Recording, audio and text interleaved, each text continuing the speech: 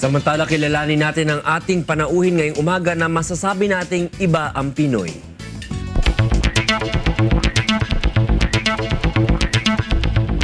Sinorpresa ng isang Taclobanon ang publiko nang daigin niyang higit 5,000 kumuha ng licensure exam upang maging certified public accountant. Sa kabila ng trahedyang naranasan dahil sa bagyong Yolanda, hindi pa rin nawala ng loob si Romel Idusma. Nakakuha siya ng grade na 94.57%. Siya rin ang kauna-unahang top-notcher ng Asian Development Foundation College. Alamin natin ang kanyang kwento dito lamang sa Good Morning, Kuya. Yan, Kuya. Kasama nga natin ngayong umaga si Mr. Romel Rino Edusma, isa ang 2014 CPA Board Exam top-notcher at isa ring Yolanda survivor. Good morning! Good morning! And of course, congratulations. Congratulations! Oo, mahirap-hirap yun, CPA top-notcher. Ang hirap kaya ako makapasa dyan. O ano mga ginawa mong paghahanda? Una sa lahat, syempre, yung paghahanda ko kasi mabuti ng 6 na taon. 5 taon ako nag-aaral ng college at 1 taon sa review. Ang masasabi ko lang lagi, kasi ang pagtitiwala ko naman lagi ay nasa taas eh. Kasi kung sa akin sarili, ay hindi ko kaya yun. Kaya siguro pasalamat din sa Panginoon dahil hindi tayo nagkaroon ng mabibigat na karamdaman at mga problema. Lalo na yung nangyari sa ilan na ang pasalamat ko lang doon ay walang nangyaring masama sa mga mahal ko sa buhay. Taga-saan ka sa Leyte o sa Samar? Yung residence ko po sa Capuucan, Leyte po. 1 hour from Tacloban. Po. Pero dito ka na nag-aral sa Maynila? Hindi po, doon po sa... Doon na. Oo. Ano yung mga reviewers mo na nabasa ba yan nung Awa ng nabaha? Panginoon, hindi naman po. Kasi napaghanda naman namin na itaas yung mga libro ko sa mataas na lugar po. So ngayon nasa SJB ka? Wala. Opo. Kasi isa yun sa mga kilalang accounting firms. Isa sa pinakamalaki accounting firms doon. At kamusta naman yung experience mo bilang, syempre, bagong pasok sa isang kumpanyang malaki na medyo natakot ka ba? Kinabahan? Dahil magagaling din lahat kasama mo. Nandun siyempre yung kaba. Pero ang ko naman kung ano yung mga paraan para ka matuto, kailangan mong gawin yun Hindi pwede yung parang passive ka na wala kang gagawin.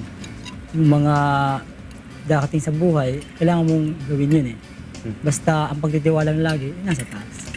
Yun naman po yun talaga yun Ano bata ka pala, mahilig ka talaga sa numbers? Hindi po. Wala akong idea sa accounting yung high school. Hindi, I mean, nung alam mo talaga na mag-aaral ka na. Siguro nagkaroon Mahilig ka lang ako ng... mag-math, ganun. Sa mathematics po.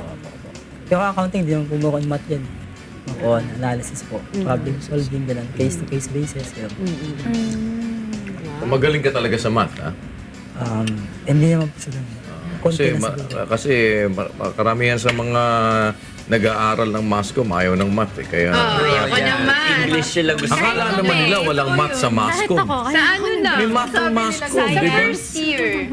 Di, meron. Hanggang second year, meron pang advanced algebra yun General Algebra. kasi yun. Oo. Di ba? Tapos, di ba sa mga lawyers Meron din. meron ding sa kanila may law din di ba? Kaya maganda yung CPA lawyer Sabi na CPA lawyer. So, may trabaho ka na pala ngayon kagad na nakuha ka na Mag-start agad. po ako, kuya, sa September po. September. Very good, very good. So, dito ka na magstay ngayon sa Manila. Opo. Dahil nandito na ngayon ang trabaho mo. Maganda ba ang offer naman kagad pagka top-notcher sa bar exam? Does it help na top-notcher ka sa bar board exam? May signing bonus yan. Pag Meron naman po. Kahit So may signing bonus din. Pinag-agawan ka ba ng mga accounting firm? O ito pa lang ang lumapit sa'yo? may mga offer po from No. public sector to Haba ng sa hair. private sector din. Pero ang akin naman basta magkakaroon lang ng trabaho na maganda yung sweldo. Kasi ayoko namang maging parang commodity na parang magkakaroon pa ng bidding, pataasan. Basta magkakaroon ng magandang trabaho tapos matututo ka, tatanggapin ko po. Napaka-humble. Bihira kasi yung ganun, Kuya. Mahirap talagang... Ako, hindi ako naging bar top notcher. Ikaw, ko. Ang hirap kasi nun talagang suntok sa Parang buwan. ipapabless mo na yung parang pencil mo or ballpen. Siyempre lahat na Talia. Makipag-usap ka sa akin, ha? Dahil tinutulugan Kahit na anong, kahit anong gawin mo dyan pagka Nilalagay yung kwan. Yung notebook sa ilalim ng ulo. inuunan pa yung inuunan pa yung... Tinutulugan. Alam mo, pag yung yun ang- reviewer lalagay mo sa ilalim. Oy. Para osmosis daw. Hindi, pagka ganun ang ginawa mo, hindi mo na marireview yun kasi puro laway na yun pagka umaga. Hindi, tama yung sinasabi ni Romel. First and foremost, of course, yung pagtitiwala sa magagawa ng nasa itaas. Dahil, sa kanya naman tayo kumukuha ng lahat eh. Dahil kung, alam mo, sumakit lang ang ulo mo, medyo matindi-tindi eh. Lalo na Sira na yung Diba? momentum mo. Tsaka hindi, mahirapan ka na mag-answer o maka-comprehend pa. Yun nga lang sumakit ang tiyan mo eh. Yeah. Alam nyo, marami sumasakit ang tiyan pagka nag-e-exam. Ako, kuya. Oo. Every time. Hindi, yan, nervyos yan. Nervyos. Feeling ko nga. Stomach. Every time Diba? Diba, Doc? Ay, nagugutom kasi Ha? hindi kumakain sa nervyos. Ay, mali Kanila naman lagnat yun. ako. Mali naman yung pag the more na hindi ka kumain, mas mahirap. Walang papasok sa utak. Hindi, tsaka pagka kinabagang ka. Kasi one of the things na nangyayari sa yung sobrang stress, di ba? Kabag. Parang maano yung nagbo-bloat yung tiyan mo. May parang- gas na. Yun, May gas na. naggagas ka. Kaya mangyayari dyan, ganyan. Ilang araw ang board exams? 4 na ako po yun. Sunod-sunod or Hindi po, every hindi po. weekend? Dalawang Magkasunod yung 2 araw, tapos may 1 week na pagitan. Tapos, So parang sa lahat Saturday. Paano mo nalaman na top notcher ka? Paano sa dyaryo? Tumawag may sa'yo? tumawag po sa akin Pumunta? kaibigan, tapos hindi pa ako naniniwala nun eh. Talaga? Oh, hindi. Sabi ko, confirm ba yan? Oo daw. Oh, di ba ako naniniwala nun hanggat nung makita ko lang sa internet. So anong system mo ng pagre-review? Meron ka ba yung mga ginagawa ka mga parang mnemonics, yan, ang mga paano ano mo, sistema mo? Nakatulong po yung may style din po kasi ako ng pag-aaral eh. Ang minimum ko lang po, at least maabot ko yung 12 hours per day kung kaya po. Meron akong sariling, parang gumawa ko ng sariling syllabus Yeah. from first year. Reviewer. Na, kasi ang goal ko talaga, yung board exam. Kaya hindi ako naging grade conscious, kuya eh. Ang lagi kong iniisip, bawat araw dapat matutunan ako ng mga gamit ko sa actual board exam. Pinagandaan ko lahat ng aspeto. Nag-aaral ako kahit masakit yung tiyan, masakit yung ngipin, may sakit, may Puso, problema. masakit sa puso. Kasi ang pinaghahadang ko talaga yung board eh. Hindi ko alam ang mangyayari dun eh. Kaya sa lahat ng aspeto, pinaghahadaan ko po. So parang ibig sabihin, since you started studying, ang nasa isip mo na kagad, yung pagte-take mo ng board Opo, exam. opo. Kaya yun ang pinapreparahan mo talaga. Mula nung nag-first year ka, all throughout. Parang, nako, hindi naman ako makagraduate lang eh. Kasi may board exam pa ako. Well, very good. At least, awa ng Panginoon. At saka kung hindi nyo Tapos po ka na. alam, ang resulta ata ni Romel is 94.57 ang grade percent, no?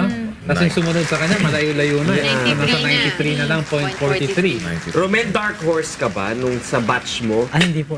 Talagang alam nila na Talagang ikaw number talaga one. may pambato ka nila na maging top May mga notcher. nagsasabi pong ganun.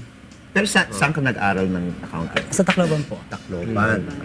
Number 1 ka doon, valedictorian ka sa... Hindi, wala. Hindi. So dark horse ka. Dark Parang horse. usually kasi ang Out of pambato nowhere. talaga. Yung number ano one nila parati sa Iba yung horse klase. with no name. Pebbles yun. Hindi, kasi si Romel, madalas, may gumagamit siya ng pampaputi. Kaya hindi na siya Kaya dark. hindi siya dark. Kaya nga eh. Maraming salamat, Romel. Ha? Good luck sa'yo. And sana ay huwag mawawala yung laging pagtitiwala mo sa magagawa ng Panginoon sa buhay mo.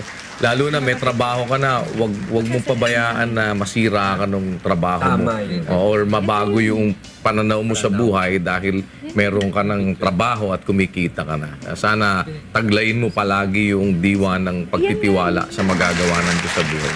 Salamat, Romel, ha? Salamat po, kuya. Kain ka muna para, anyway, nakapasa ka na, pwede ka na huminga ngayon. Oo, medyo hirap kasi talagang lumunok pagka yung, di ba, tensyonado ka, no? Pagka, ako nga, nung magbabar exam ako, talagang hindi ako makakain, eh. Oo, pagdating ng, bar, blacklisted pala ako.